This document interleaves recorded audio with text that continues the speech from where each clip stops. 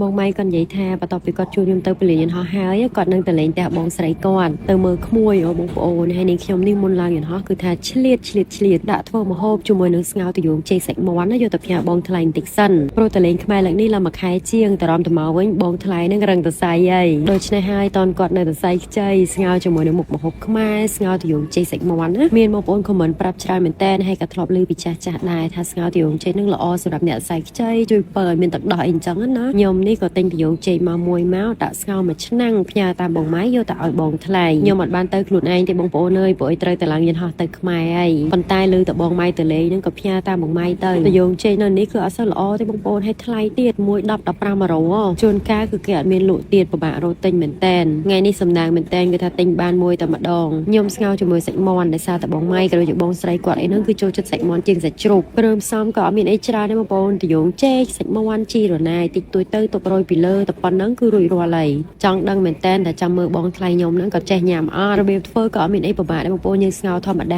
ាដាំទឹកឲ្យពុះយើងដាក់សាច់មាន់ចូលទៅមានដុំស៊ុបមួយដុំថែមគ្រឿងទេសផ្សេងតិចតួចដូចជាស្ករអំបិលទឹកត្រីអីតិចតួចទៅនិយាយទៅគឺរសជាតិបែបខ្មែរហ្មងហើយមិនថាបងម៉ៃឬក៏ម៉ាក់ក្មេកបងថ្លៃទេទឹកត្រីទឹកអីហ្នឹងគឺគាត់ចេះញ៉ាំទាំងអស់គ្នាហ្មងបងប្អូនដោយសារតែខ្ញុំអាសាធ្វើមែនតែនថ្ងៃមុនវិញទៅលេងតែបងថ្លៃឃើញគាត់មានទឹកត្រីមានអីនៅផ្ទះដែរហ្នឹងណាមើលតែសាច់មាន់រៀងចិត្តឆ្អិនហើយខ្ញុំក៏ដាក់ទយងជ័យនឹងចូលទៅខ្ញុំក៏ចូលចិត្តដែរបងប្អូនស្ងោរទយងជ័យសាច់មាន់ចូលចិត្តត្រង់ថាទឹកស៊ុបហ្នឹងគឺថាឡើងសស្គូញ៉ាំទៅគឺមានជាតិមែនតែនបានជាលក់ទឹកប្រហុកទៀតអូយកាន់តែអែមតែបងថ្លៃខ្ញុំក៏សរសៃខ្ចីហើយកូនបំដោះទៀតអញ្ចឹងទៅខ្ញុំឲ្យគាត់ជួយលក់មួយទឹកស៊ីអ៊ីវយើងដាក់ម្ទេសអីតិចតួចអញ្ចឹងណាបងប្អូនសូម្បីតែទឹកស៊ីអ៊ីវជាមួយម្ទេសក៏ដាក់កន្លយកទៅដែរនិយាយទៅឲ្យបងថ្លៃញ៉ាំឲ្យបានគ្រប់គ្រឿងហ្មងឆ្អិនហើយថែមតែជីមកសាឡនគឺរួចរាល់ហើយដល់ពេលទៅបងម៉ៃលើកទាំងឆ្នាំងទៅហើយប៉ុន្តែថ្ងៃនេះមានលើពីនឹងទៀតបងប្អូនខ្ញុំបានកំងជាមួយនឹងផលិតផលខ្លះសម្រាប់ baby គឺក្មួយនឹងខ្ញុំហ្នឹងណាក៏ដូចជាបងថ្លៃនឹងខ្ញុំនឹងឯងបងប្អូនកំងពីខ្មែរមកទៅតែមកដល់ល្មមអញ្ចឹងហើយក៏មកវិចខ្ចប់ដាក់ថង់ទៅឲ្យបងម៉ៃយកទៅផ្ញើបងស្រីគាត់នឹងជាមួយនឹងម្ហូបថ្ងៃនេះនឹងឯងផលិតផលទាំងអស់នេះគឺសុទ្ធតែជាផលិតផលសម្រាប់ baby ទៅនឹងកើតក៏ដូចជាអ្នកដែលមានផ្ទៃពោះសរសៃខ្ចីអីបងប្អូ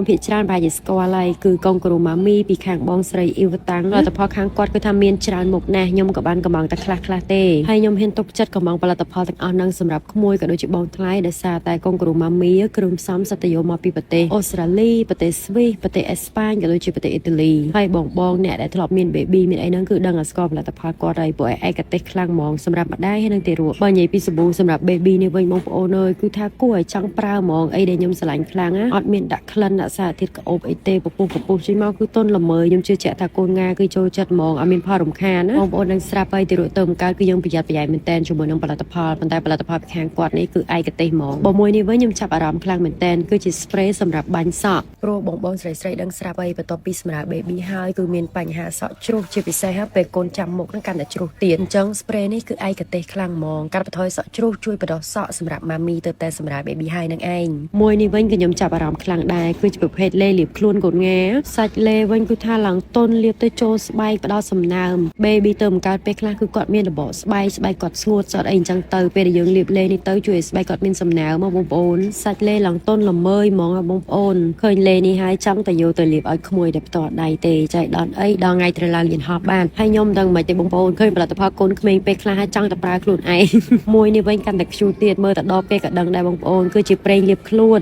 baby ដែលកើតមកស្បែកស្ងួនរបកក្រហមអីបងប្អូនលាបទៅគឺផ្ដល់សំណើមហើយស្បែកគាត់ទន់អីអញ្ចឹងណាបងប្អូននិយាយទៅផលិតផលកូនងានឹងគឺថាអូយច្រើនមុខច្រើនបែបណាស់សម័យឥឡូវគឺថាសម្បូរមែនតើដូចកាខ្ញុំលើពីក្មេងទេម៉ាក់ខ្ញុំថាលាបតែម្សៅទេបងប្អូនប៉ុន្តែសម័យឥឡូវមានអញ្ចឹងណានេះគ្រាន់តែក្មួយផងបងប្អូនឯបានឡើងពីស្បោងផ្ញើបងថ្លៃផងផ្ញើក្មួយផងតរំតែកូនខ្លួនឯងទៀតគឺថាមិនដឹងយ៉ាងណាយ៉ាងណីទេប៉ុន្តែមិនចេះតែទិញណាបងប្អូនយើងឆែកមើលទៅឃើញថាចាប់អារម្មណ៍ហើយវាសំខាន់សម្រាប់ baby ហើយនិងម៉ាមីអញ្ចឹងណាសម្រាប់ម៉ាមីវិញខ្ញុំក៏មានដូចជាម៉ាស់បិទមកកមួន remove make up ទាំងអស់ហ្នឹងសើខ្ញុំប្រើខ្លួនឯងដែរមិនប្រើបានតែអ្នកសៃខ្ចីទេធម្មតាដូចខ្ញុំក៏ប្រើបានអ្នកត្រៀមយក baby ត្រៀមអីគឺប្រើបានទាំងអស់ផលិតផលពីខាងកងគ្រូម៉ាមីហ្នឹងគឺខ្ញុំស្រឡាញ់ត្រង់ហ្នឹងបងប្អូនមិនថា make up មិនថាអីទេតើអ្នកមាន baby អ្នកសៃខ្ចីប្រើបានទេយើងប្រើហ្នឹងកាន់តែល្អកាន់តែមានសុវត្ថិភាពទៀតដោយសម្រាប់បងថ្លៃខ្ញុំអញ្ចឹងខ្ញុំមានតាំងពីម៉ាស់បិទមកមានតាំងពីក្រែមលាបមាត់និយាយទៅតិចតួចតាក់ទងមួយគ្រឿង make up ឲ្យគាត់ដែរគាត់ណាបងថ្លៃខ្ញុំក៏មិនសូវចិត្ត make up អីច្រើនទេបងថ្លៃនេះខ្ញុំវិញក៏ប្រើរើសផលិតផលដែលបងប្អូនអើយធម្មតាក៏សើរីសុយ scan QR code ផងអីផងប៉ុន្តែផ្ញើពីថងនេះយកទៅឲ្យទៅគឺគាត់សប្បាយចិត្តណាឆាតមកអរគុណខ្ញុំហើយផ្ដាំតាមបងម៉ែអរគុណខ្ញុំទៀតអីដែលសំខាន់ណាយកទៅដល់ភ្លាមគឺប្រើភ្លាមតែម្ដងវីដេអូនេះខ្ញុំទៅមិនបានកាត់ទៅបងប្អូនរៀបចំដាក់ថ ងហើយកុំឲ្យបងម៉ៃផ្លេចបងប្អូនខ្ញុំក៏យកទៅដាក់ចិត្តម្ហូបនឹងទៅពេលដែលបងម៉ៃមកពីជួយខ្ញុំឡើងពលានយន្តហោះវិញគាត់មកយកសម្លហ្នឹងក៏យកអីវ៉ាន់ហ្នឹងទៅផ្ញើបងស្រីគាត់អញ្ចឹងសម្រាប់បងប្អូនដែលចាប់អារម្មណ៍ចង់បានជាមួយនឹងផលិតផលម៉ាមីក៏ដូចជា baby ពីកូនគ្រូម៉ាមីទាំងអស់បងប្អូនអាចឆាតទៅបានតាមរយៈ Facebook page គាត់ដែលខ្ញុំដាក់លើវីដេអូនេះ